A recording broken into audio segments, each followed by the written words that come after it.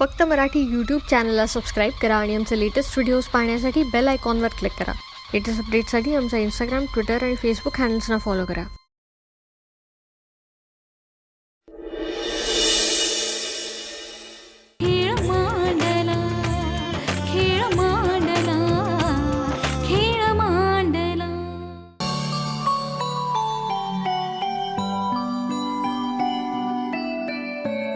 साहिल बाळा चल.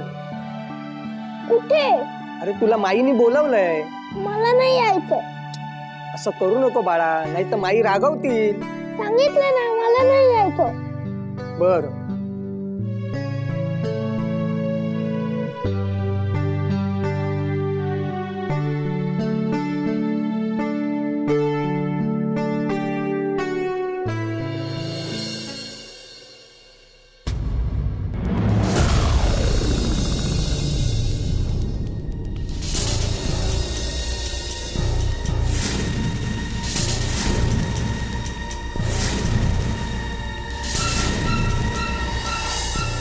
अरे अजून इथे काय करतोयस?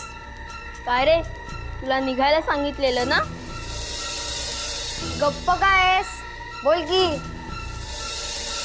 काय रे माकड तोंड्या, तुम्ही गप्पा बसा, नाहीतर नाहीतर काय? अरे तू आमच्या घरात येऊन वर आम्हालाच धमकी देतोस हा? अरे ओम असा बोलतोस काय? हा नुसता ऐकायचा नाही, धक्के मारून घराबाहेर टाकलं जायला. चल निघ इथून. आणि हा 1 मिनिट, बरोबर त्या भिकारड्या पोरीला पण घेऊन जायचं. मी नाही जाणार. मी नाही जाणार. आता बघतो तू कसा नाही जात ते.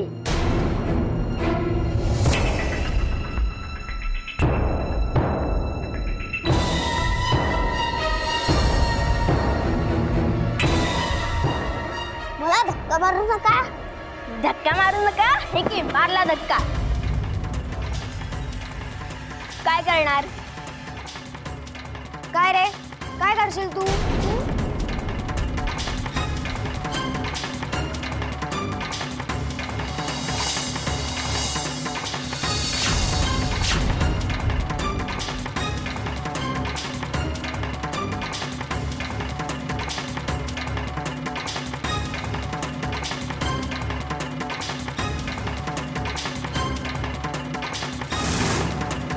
काय करीन?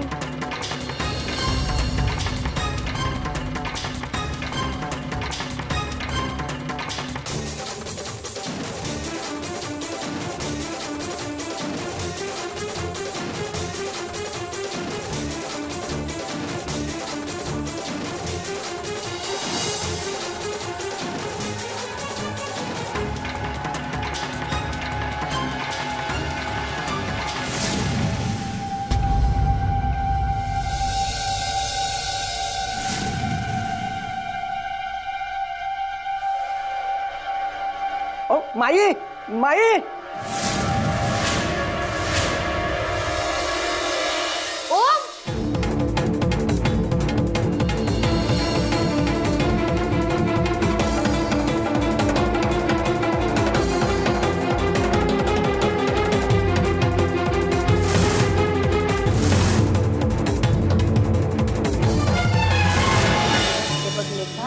आमचा अजित आहे ना, खूप छान चित्र काढतो. तो शिकवणार आहे ना तुला, सगळं शिकून घ्यायचं. हा माई माई तुम्ही आधी चला माझ्या बरोबर. काय झालं रे? अहो ओम आणि साईचं भांडण झालं, त्यात ओमला मार लागलाय.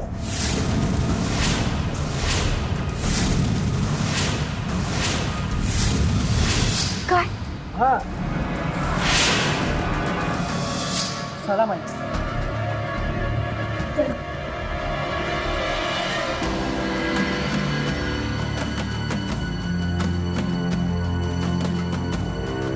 साहिल, ताई. साहिल काय आहे? ओमला का धक्का दिलास तू? मी काही नाही केलं. पहिल्यांदा यानेच धक्काबुक्की करायला सुरुवात केली. शेवटी मला पण राग आला आणि मी त्याला ढकललं. सानिका काय म्हणतोय हा? खोटं बोलतोय हा. ओमण्याला हात सुद्धा लावला नव्हता. चूक ह्याचीच आहे. खोटारडा कुठचा? तूच खोटं बोलतेस.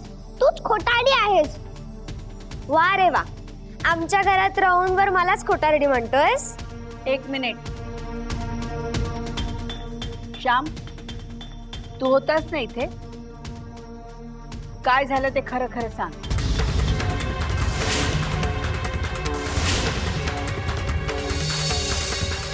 काय रे श्याम काका, साहिलने सोमला पहिला धक्का मारला, खरं खरं सांग. होय होय. बघितलंस ना आजी, आता खात्री पटली ना तुझी. ही मुलं भिकारी तर आहेच, शिवाय खोटारडी सुद्धा.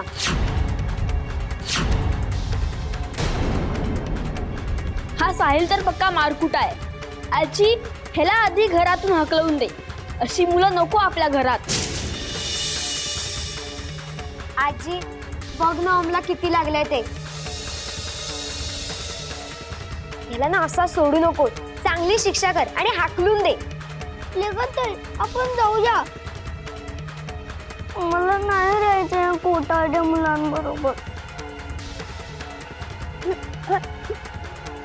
लेखा, तू जा, समजाव त्याला, जा. आजी तू अशी काय? आम्ही तुला इतकं सांगू नये, तू त्यांना काहीच का बोलली नाहीस? बोलते. एक मिनिट. श्याम, मला खरं खरं सांग, काय घडलं इथे?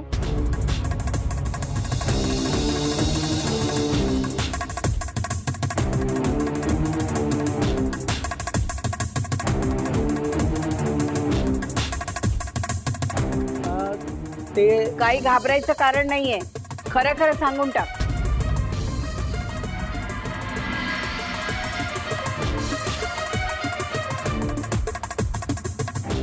त्याचं असं झालं, ओम आणि सानिका साहिलला ढकलायला लागले,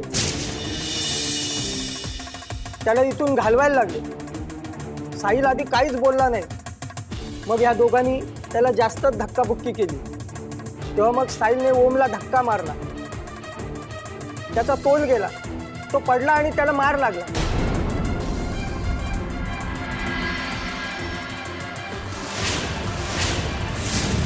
श्याम काका, सानिका, गप्प बस, एकदम गप्प बस. मला वाटलंच होतं की तुम्हीच त्या मुलाची कुरापत काढली असणार. पण आजी, एक शब्द बोलू नकोस. त्या गरीब मुलांवर खोटा आळ घेताना लाज नाही वाटली तुम्हाला? पण आजी यात साहिलची काहीच चूक नाही का? अजिबात नाही, त्याची काहीही चूक नाहीये. तुम्ही कशाला गेलात वाटेला त्याच्या? अरे चांगल्या घरातली मुलं आहात ना तुम्ही, दादासाहेबांची नातवंड आहात ना तुम्ही. तुम्हाला काहीच वाटत नाही? लोकांशी तुम्ही खोटं बोलता, उर्मटपणे बोलता. पुन्हा साहिल आणि लेखाच्या वाट्याला गेलात ना तर याद राखून ठेवा. जा इथून.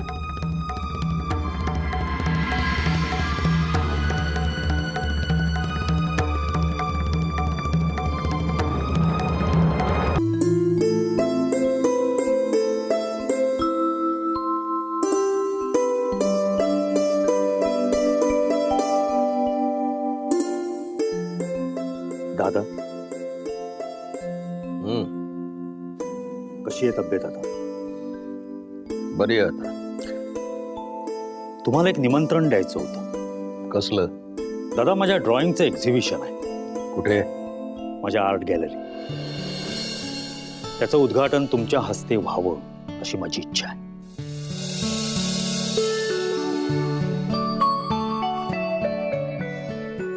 तुमची तब्येत बघितल्यानं कुठे जाण्या एवढा बरा आहे मी आता.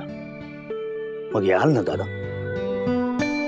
तू बापाला बोलवतोयस की सेलिब्रिटीला? माझा बाप माझ्यासाठी कायम सेलिब्रिटी आहे. हीच अपेक्षा आमची तुमच्याकडनंही होती. तुम्ही कधीच मनावर घेतलं नाहीत आणि हे शल्य आयुष्यभर आमच्या मनाला टोचत राहील.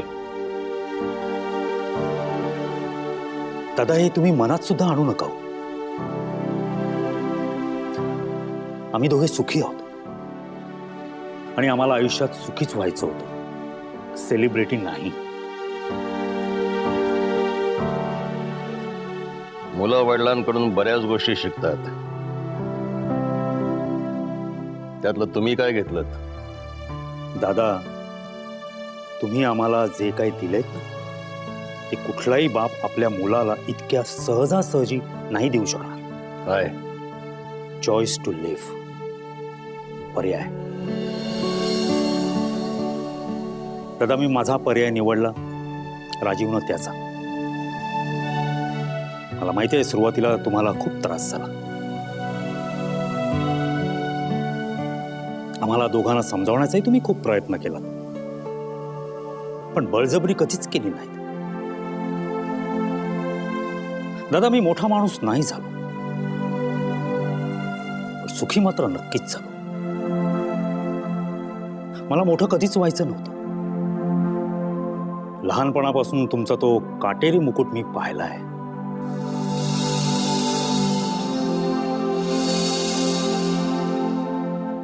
तेव्हा मी काय करायचं हे ठरवलं नव्हतं, पण काय नाही करायचं हे मात्र पक्क ठरवलं होतं.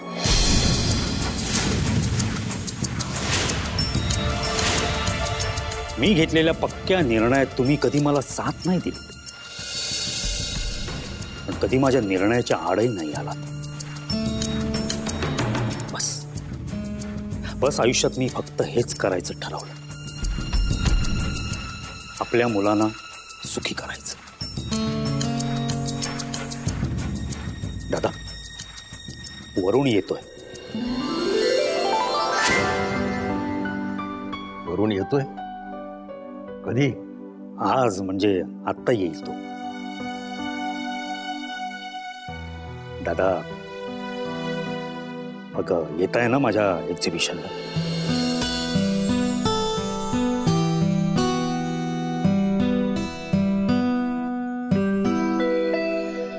थँक्यू दादा, थँक्यू. येतो.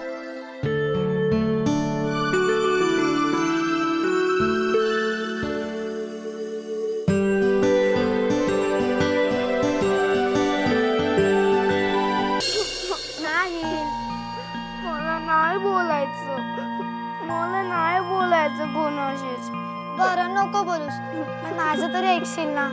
मला नाही ऐकायचं. तू चल इथून, मला नाही राहायचं इथे.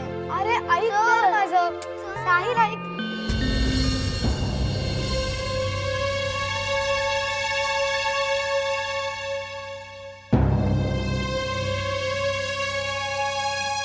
तुला जायचंय ना? तुझा.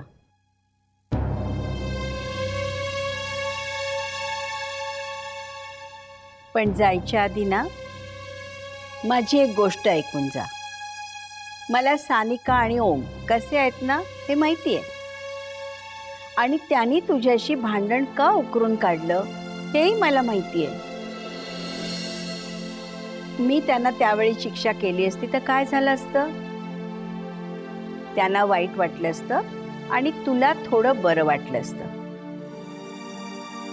पण यामुळे ते सुधारले असते का? नाही ना. तुला न्याय मिळाला असता का? नाही ना.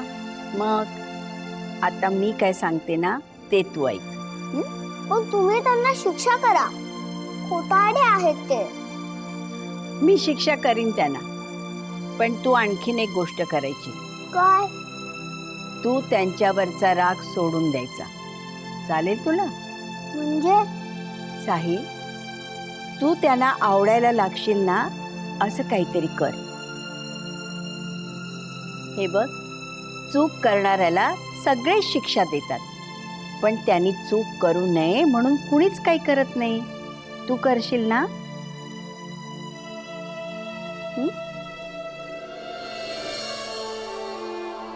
माझ्याकडे काय बघतोयस? मला तो पटलं आजी काय म्हणतात. मला त्यांचा खूप राग येतो. तुला राग येतो ना, त्याचाच तर ते फायदा घेतात, हो की नाही? साहिल, आता मी सांगते ती गोष्ट करशील ना तू? हे बघ, तू त्याच्यावरचा राग सोडून द्यायचा.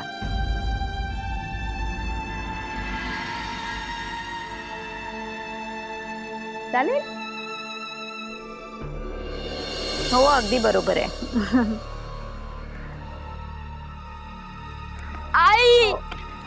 मी नंतर फोन करते. काय रे, काय झालं हे? मारलं. कोणी? त्या साहिलने मारलं मला. काय? हो, त्याने ढकललं आणि मी पडलो. अरे एवढा मोठा घोडा तू, त्या एवढ्याशा मुलाकडनं मार खातोस? काय हे? पण खरंच बोलते मी, कोणालाही विचार. पण कसं शक्य आहे? तो ओम केवढा, तो साहिल केवढा. पण घडलंय ते घडलंच आहे ना. पण हे सगळं कसं घडलं ते माझ्या डोळ्यासमोरच येत नाही. पण माझ्या डोळ्यासमोरच घडलंय हे. अरे पण कसं? असं. काय सांगतोस काय? हो. मग तू काहीच केलं नाहीस? मी काय करणार? काय करणार? काय द्यायची एक ठेवून? मी त्याला हात जरी लावला तर एवढ्याशा पोराला मारलंस म्हणून तुम्हीच मला ओरडाल. ते तर खरंच आहे. तसंही माईंना आणि दादांना ओम डोळ्यासमोरच नको असतो. आणि मीही. जणू का आम्ही मुलं भाकरीच्या तुकड्यावरच घेतलेली आहेत. पण आई, त्या मुलांची दादागिरी खूप वाढली हा. वाढू देत ग.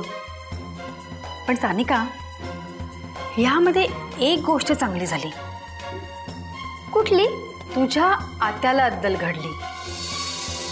म्हणजे तिच्याच घरात तिच्या मुलाला कोणीतरी मारलं. मी सोडणार नाही त्याला. आई तू नको काय करूस प्लीज. का? अगं तो खूप चिडखोर आहे ग. आणि त्याने तुला काय केलं तर? मला काय करतोय तो? हाताला धरून बाहेर काढीन त्याला. हे माझ्या वडिलांचं घर आहे. आता बघच मी काय करते ते. चल माझ्याबरोबर. नको. मला हेच तर बघायचंय की मृदूला आता करते काय. चल सानिका. आई थांब. मला बोलायचंय तुझ्याशी. काय झालं? वर तू मलाच विचारतेस काय झालं? इथे माझ्याच घरात घुसून माझ्याच मुलाला मारण्याची हिंमत होतेच कशी त्या बाहेरच्या मुलाची? हे बघ मृदुला, हे बघ आई, एक तर तू आणि दादांनी आम्हाला न विचारता त्या मुलांना इथे घरात आणलं. आता ती मुलं हे घर स्वतःच आहे असंच समजायला लागलेली आहेत आणि माझ्या मुलावरती दादागिरी करतात. माझ्या मुलाला मारण्याची हिंमत होतेच कशी त्या भिकारड्याची? कारण सुरुवात ओमने केली होती.